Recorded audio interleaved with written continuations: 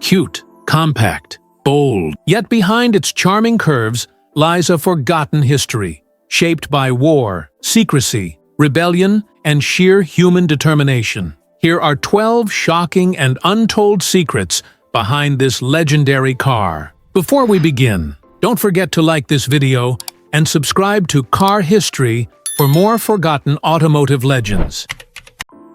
The year was 1948. Europe lay shattered by the trauma of World War II. Cities burned, industries collapsed, steel was rationed, and families struggled to rebuild their lives. Most automobile factories had become graveyards of machines and rubble. In this bleak landscape, a group of engineers dared to dream. They envisioned a vehicle not for the wealthy, not for military leaders, but for ordinary families. A car that symbolized recovery, dignity, and hope. They called it the Tructer 48, a humble machine with an elegant, rounded exterior and a pointed rear design that made it look swift, even when standing still. Villagers who first saw it whispered a name that would echo through history: the Torpedo, a tiny spark during one of Europe's darkest hours.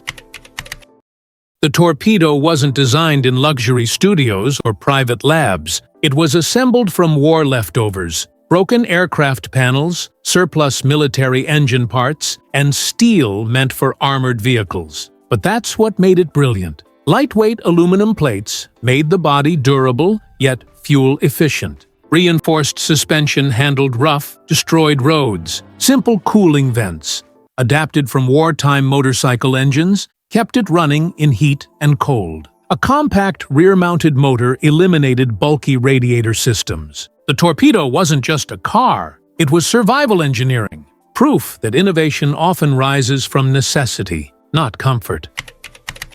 With resources scarce, post-war officials believed private cars were a luxury. Programs for tractors, buses, and military trucks received priority. When the Torpedo's designers refused to convert it into a government utility vehicle, punishment followed. Funding frozen, supplies confiscated, project leaders dismissed and interrogated. For a moment, it seemed the Torpedo would die in silence, remembered only in abandoned factory paperwork.